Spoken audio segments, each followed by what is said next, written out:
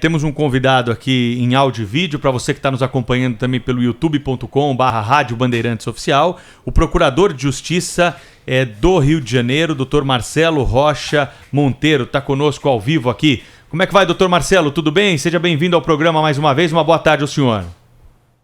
Boa tarde, um prazer participar mais uma vez aqui do programa de vocês. Como é que o senhor recebeu essa notícia aí, acompanha os desdobramentos, né, dessa decisão do ministro Fachin, que, claro, agora está sendo apreciada pelos seus pares. Nos próximos dias nós vamos ter aí uma decisão final do Supremo sobre esse assunto, né? Restrição de operação policial por causa da pandemia do coronavírus.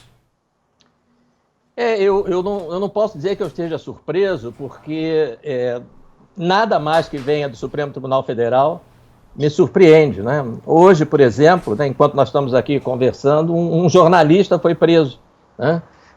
Enquanto o traficante não pode ser preso pela polícia, um jornalista, por ordem do Supremo, foi preso basicamente pelas opiniões políticas, pelas posições políticas que ele defende, né? Então, não dá para se surpreender com mais nada. Essa decisão do ministro Fachin, ela é ilegal no conteúdo, né?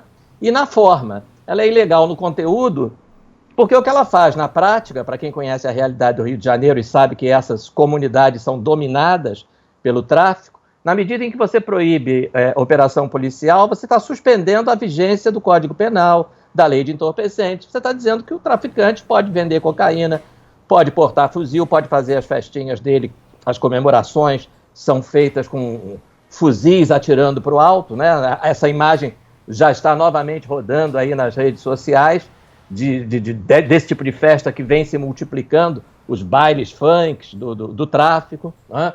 Com muito tiro de fuzil, muita venda de droga, e isso está liberado, né? Porque a polícia está proibida. A única maneira de reprimir isso, evidentemente, é mandar a polícia lá em cima, né? E o ministro Fachin proibiu isso. A outra ilegalidade dessa medida, além de criar uma zona de proteção, né, da criminalidade criou um protetorado, organizada, né, doutor Marcelo? Criou um protetorado, um principado, né, é uma safety zone, né, uma zona de segurança para o Comando Vermelho, para as outras facções criminosas que atuam aqui no Rio de Janeiro. Além disso, quem tem que definir política de segurança pública, se vai ter mais ou menos operação policial, se o helicóptero vai voar, não vai voar, vai ser usado, não vai ser usado, quantos policiais vão subir o morro, quantos não vão, quem tem que definir isso é o Poder Executivo, né? Isso é política de segurança pública. O governador do estado foi eleito com uma política de segurança pública de intensificação das operações policiais e da repressão ao crime. O Partido Socialista Brasileiro tem uma proposta de segurança pública completamente diferente, né? A proposta deles é soltar pombinhas brancas, abraçar as árvores, abraçar a lagoa, né? Mas eles perderam a eleição. Então, o que está acontecendo hoje no Brasil é isso, né? Quem perde a eleição vai no Supremo e emplaca a sua política de segurança pública contra a qual a maioria da população votou. Procurador Marcelo... O nome disso é ativismo judicial, pois não? Lana Canepa falando aqui, para o nosso ouvinte que não está entendendo, e para mim também, porque eu não entendi, qual o motivo haveria por trás de uma decisão como essa? Qual é o benefício de paralisar as operações no momento de pandemia? Reduzir a violência policial em troca de tiro com os traficantes? Qual foi a justificativa para essa decisão tomada até agora, que está sendo reavaliada pelo Supremo Tribunal Federal? Olha, o benefício é nenhum, né? A não ser para o criminoso. A justificativa, então? Vamos lá. A justificativa são os abusos policiais, a população da comunidade sofre muito.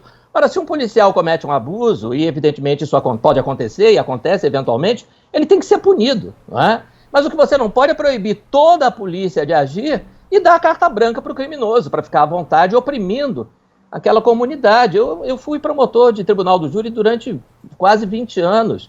Tive inúmeros crimes que foram cometidos por traficantes, homicídios cometidos por traficantes, e a população fica entregue, né? Não pode fazer nada, absolutamente nada. Se a polícia não for lá reprimir, não for prender esses criminosos, os maiores prejudicados serão os próprios moradores dessa comunidade. Por isso que ontem um menino de 11 anos, o Cauã, foi morto com um tiro disparado por um traficante, e a polícia até agora não pôde subir o morro para fazer a perícia Tá? Já não digo nem para prender, porque o assassino já deve estar longe há muito tempo. Tá?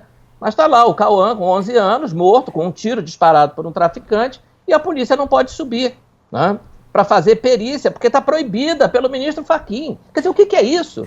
Né? O que é isso? E outra coisa que eu quero dizer, você me perguntava quais os benefícios. Ainda que alguém pudesse defender algum tipo de benefício, não há benefício nenhum, né? Não há benefício, inclusive, do ponto de vista sanitário, porque os bailes e as aglomerações se multiplicam, mas o fato é que quem tem que avaliar qual é a melhor política de segurança pública, que dá resultados mais ou menos benéficos, não é o judiciário aplica a lei, o judiciário não cria políticas públicas. Tem alguma lei dizendo que é proibido a polícia subir morro durante a pandemia? Se tiver essa lei, ótimo, o ministro faz muito bem em aplicá-la. Não tem, ele inventou, ele está agindo como se fosse o governador do estado ou o secretário de segurança. Ele não foi eleito para isso. Aliás, ele não foi eleito, ponto. A decisão fala em hipóteses excepcionais, eu queria saber o que isso significa. Quando a polícia poderia agir? Você veja que coisa estapafúrdia, né? Quer dizer, hipóteses excepcionais. Então, assim, o dia a dia dessas comunidades é da prática de crimes por esses traficantes, por essas facções do crime organizado, que eu quero, inclusive, lembrar a todos que tráfico é uma das atividades criminosas deles. Né? Tá longe de ser a única. Tem roubo de carga, tem um monte de coisa. Né? Esse é o dia a dia. Então, o que é situação excepcional? O crime não é situação excepcional? Vender cocaína passou a ser para o ministro Fachin uma situação normal? Traficante de fuzil passou a ser uma situação normal? Né? O que é excepcionalidade para ele? Né? O crime é sempre excepcional. Doutor Marcelo, o senhor que já tem tanto tempo na profissão, né, como procurador, como promotor, atuou em Tribunal do Júri por 2 décadas, aí eu fico olhando essas coisas assim, né, pego aqui a lista de autores dessa ação que levou o ministro Fachin a tomar essa decisão, e eu fico olhando assim, quem é que está por trás dessas ONGs? O senhor, com a sua experiência, com a informação de que dispõe, como o senhor classificaria essa gente aí que promoveu, que patrocinou essa iniciativa junto ao Supremo?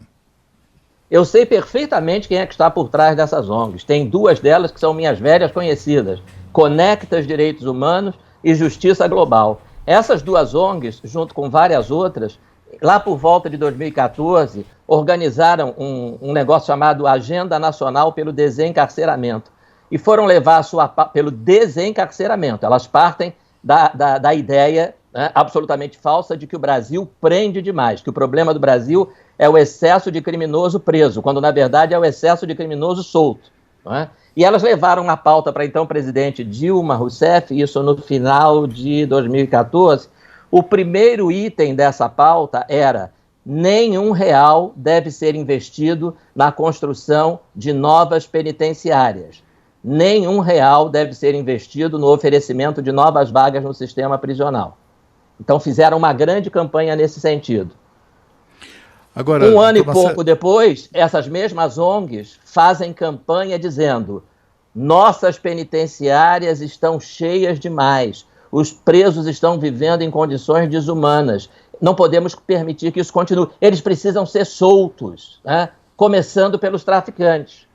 Então eles criam o caos ou ajudam a criar o caos, impedem a construção de novos presídios, de novas penitenciárias, para logo depois dizerem que os presos brasileiros estão vivendo em condições subhumanas, porque tem muito mais gente do que vaga, e é verdade, tem mesmo, graças a eles, que impediram a construção de novas vagas. Então a solução para eles é soltar todo mundo, principalmente o tráfico. Eles são assumidamente favoráveis à legalização do tráfico de entorpecentes, e eles dizem com muito cinismo que tráfico não tem nada a ver com violência, né? Quem mora no Rio de Janeiro sabe se isso é verdade ou não.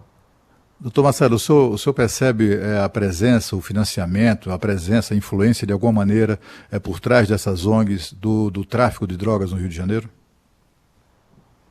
Isso eu não posso afirmar, né, que eles sejam financiados pelo tráfico, mas que a pauta deles é a defesa da legalização do tráfico, né, seja a legalização formal ou seja uma legalização informal, né, que foi o que aconteceu com a decisão do ministro Fachin, né? Está, ao menos temporariamente, está legalizado de maneira informal o tráfico de drogas, porque se a polícia não sobe lá, né, o que vai acontecer? Né? Eu tenho certeza que por causa da pandemia eles não vão parar de vender cocaína. Nunca pararam. Muito bem, nós conversamos aqui na Rádio Bandeirantes com o Procurador de Justiça, Dr. Marcelo, que sempre está conosco aí também para comentar essas questões ligadas à violência no Rio de Janeiro. Dr. Marcelo Rocha Monteiro conosco aqui no programa. Um grande abraço para o senhor, obrigado pela entrevista, hein? Até uma próxima. Até a próxima, muito obrigado.